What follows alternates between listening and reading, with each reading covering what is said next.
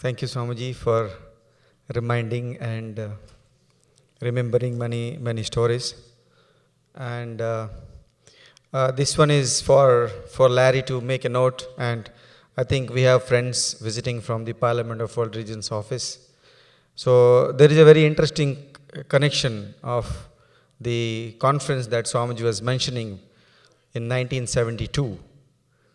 And that was I'm still doing the research. Once I find it, I'll pass it on to the Parliament's office. I guess it was one of the biggest interfaith conference that happened in 72, and I was not born then. I was born a few months after. This body was born in 1972. And that is the first time that my father, who is also a monk, who also took initiation from Swami Chidanand Maharaj, first time he met Swami Chidanand Maharaj in that conference, because he was a very big organizer and he was a magician by profession. So he met Swami Chidanand for the first time, and that is where the magician fell for a bigger magic.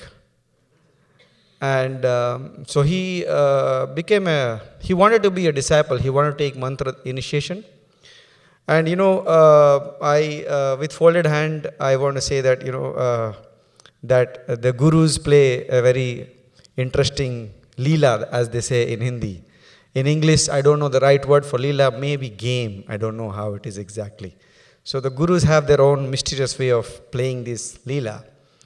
So he did not give him initiation immediately, and he made him follow him for quite some time, and then he said, well, I am giving you mantra, but it is not complete. You have to come to Rishikesh to complete the next part.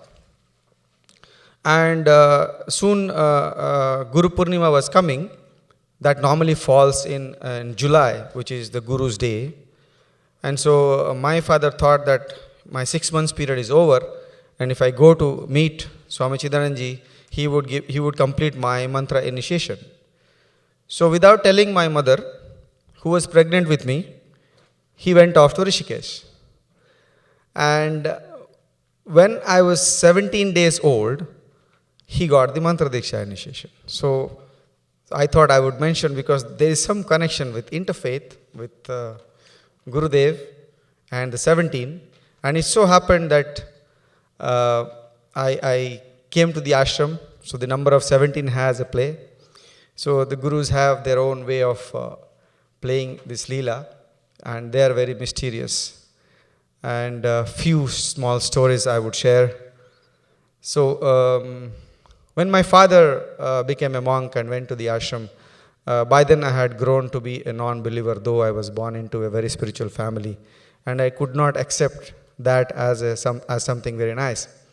So I went on to kind of have an argument with my guru, Swami Chidanand Maharaj, and bring my father back. But it didn't work out, and I had a very powerful experience in the Samadhi shrine of Swami Shivanand, and pursued my career, and ultimately I also came and joined Swamiji. Not because I wanted to become a monk like many brother monks who came to spiritual life with one goal, that they wanted to meditate and they want to realize. But my intention was, I fell in love with my guru, and I just wanted to be with him as much as I can, as long as I stayed in this body. So I was unruly, I was raw, I did not know how to approach a saint. But this is the beauty of saints, because they don't demand anything from you. They are just unconditional, they're full of love. They don't see the negative aspect at all.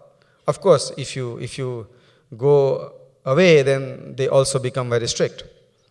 So I had my own way of thinking. My belief was not very firm. I was shaky, but he was very kind, and he accepted me as I was.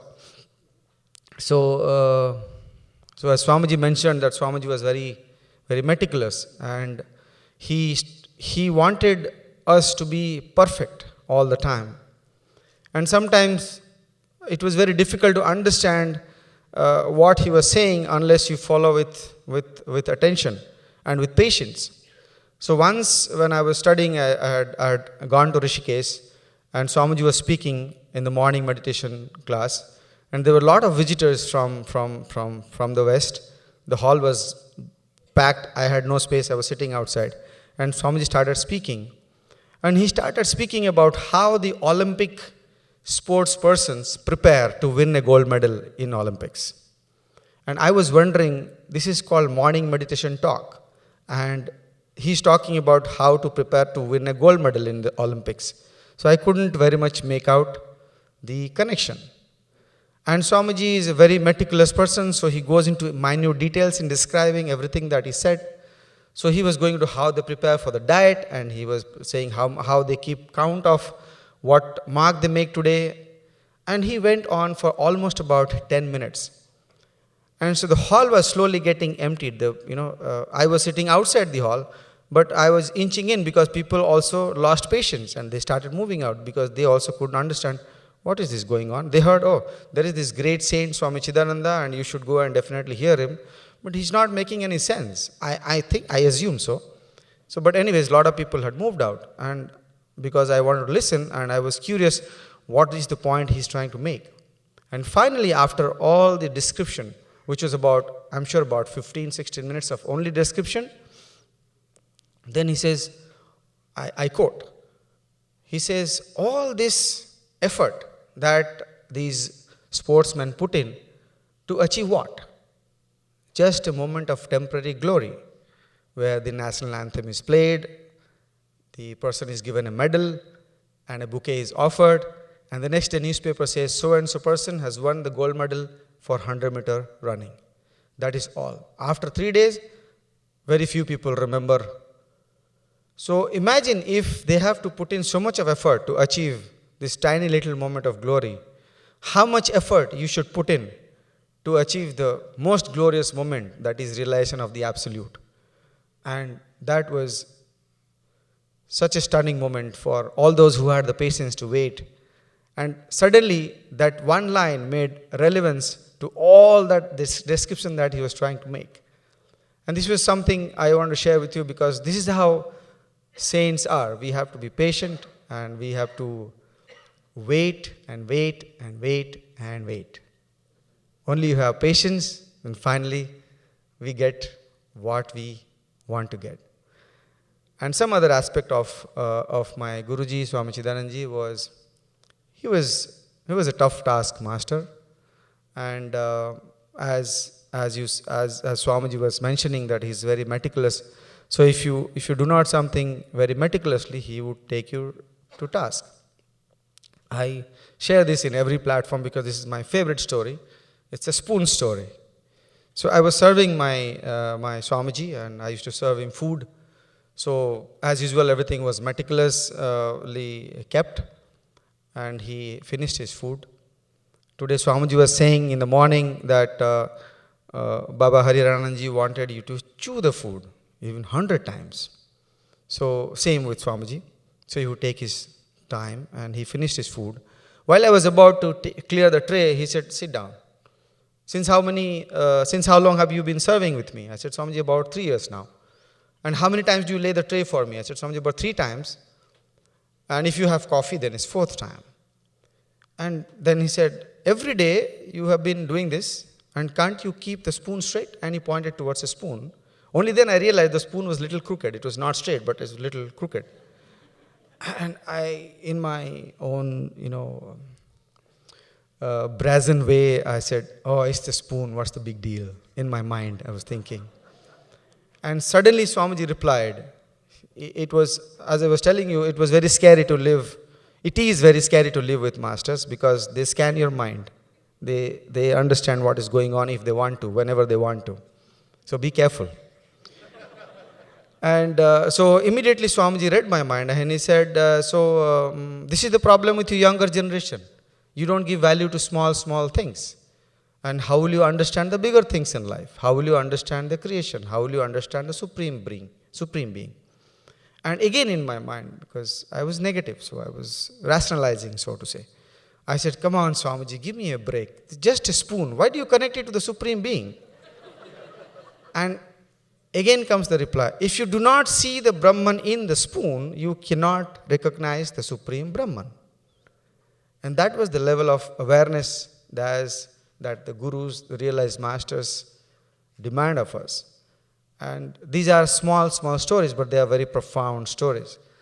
Because they did not think that being in that awareness is some far sitting theory which we need to pull to our life, but they felt that this has to be in every moment, and in whatever we did, we have to achieve that level of awareness. And these are certain experiences I thought I will share. And like how Sarojji shared and about the pain that Swamiji felt about the doll, and I had done something very unspeakable and unthinkable at one point of time. So once the toothpaste was left open by mistake, and there were a lot of ants, lots of them. And Swamiji, when he used to be around in his home, if he sees an ant, this is how it happens. So he goes with a paper and waits patiently till the ant climbs up the paper and lifts it and goes out to the garden and let it go. As unusual of me and as unruly of me, I was worried. I mean, how do I do that? There's lots of them. It's not one or two. It's like plenty. And if I do that, the ants will be spread all over the house and they're going to bite Swamiji. So, anyways, I cleaned it. So Swamiji was meeting some people and he had back-to-back meetings. So suddenly I saw Swamiji running back to his room. I said, Swamiji, there are people waiting for you. No, you see, there is a lot of ants and I'm going to see how to rescue them. And I said, Swamiji, I have cleaned it. And I could not believe the look in Swamiji's face. And he said, how? I said, I opened the tap.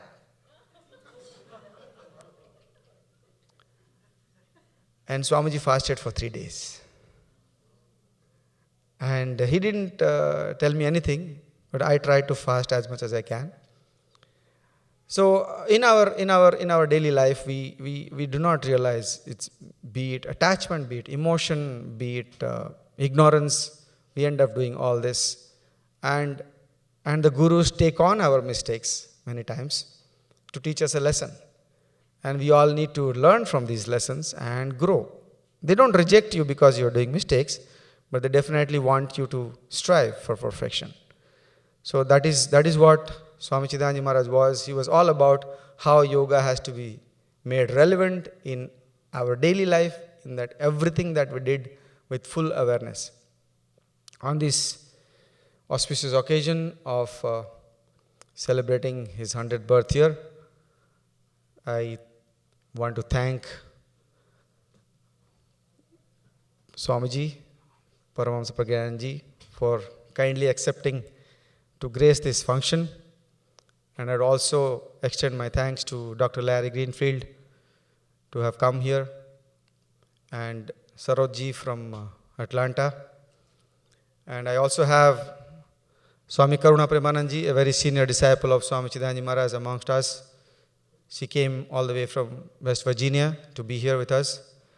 And there is also another very devout family, Dhabal Trivedi and his family. They drove down all the way from Houston to be here. And I thank you. And also, I think there is Dr. Minal Naik here, who has come to attend the program. Has been a long-standing disciple of Swami Chidanand Maharaj. And I extend my thanks to the temple authorities, Bhima Reddy ji and Marwa ji, and every one of them. They were so supportive, so kind, and they said, tell us what you want us to do for you. And so that's how we are here. And I also want to thank our wonderful, wonderful Sangeeta ji, who is conducting the program. She's a very busy doctor, and she rescheduled everything to be here and have been exchanging, still being in the ER. She's trying to figure out what is to be done, and I want all of you to give a big round of applause to her. And our camera team, our sound team, and of all all this also goes to, this happened for a big support from Swami Sampurnananji, Catherine Ma, who just got sannyas diksha recently at the Valighai ashram. She coordinated dates with Baba because normally it's Swamiji's principle is not to announce his program. So this is a very rare occasion that he allowed us to announce the program. And that credit goes to Sampurnanand Mataji. So I thank you her and bow down to her. And of course, all the Swamijis from Kriya Vedanta Gurukulam and the Mayami Ashram, Swami Atma Vidyananji, Swami Vairagyananji, and Swami Prabuddhananji, Swami Purnatmananji, and Swami Sahajananji. So I extend thanks to everyone, and if I miss out anyone, my thanks to everybody who made this trip happen. Thank you so much for being here and extending your support and to listen to all these great people on Swami Chidanand Maharaj. May these sharings enrich our lives and inspire us to walk towards the path of divine and realize God in this very life, which Swami Shivananji and Swami Chidanand Maharaj reiterated again and again. And we would like to offer a few items as a gesture to all our esteemed guests. And I will request everyone to come in the front and we will honor each other.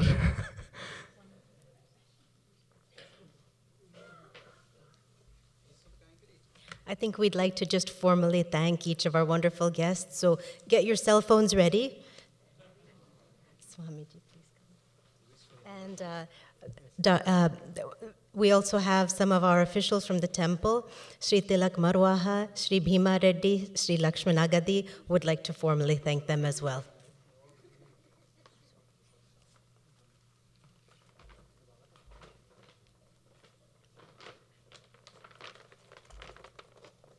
Paramahamsa Prajnanananda Ji.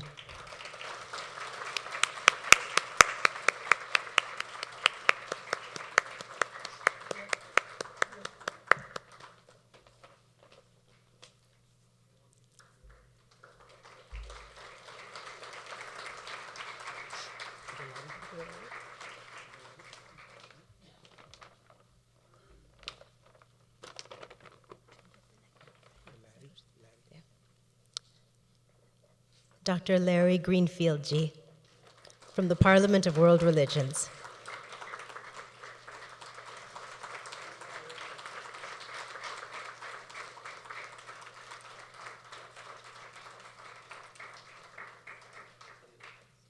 And we'd like to also thank Sri Saroj Das for his wonderful remarks tonight.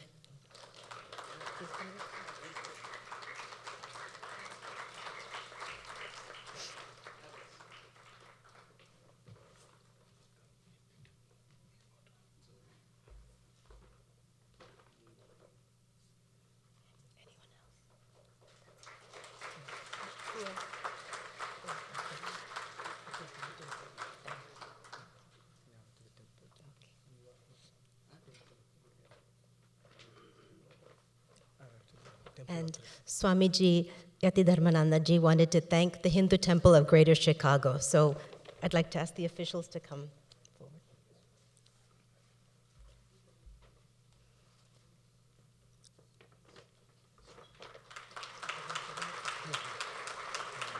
Jagannath Society. Are they here? Yeah. And members of the Jagannath Society of Greater Chicago, could we have you back on stage, please?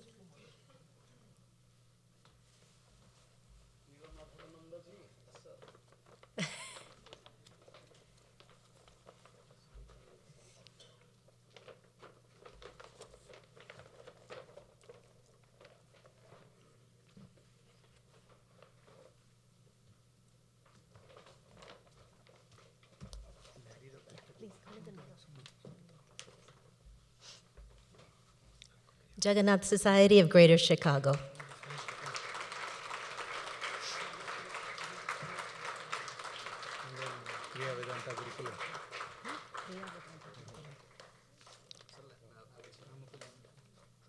And Kriya Vedanta Gurukulam.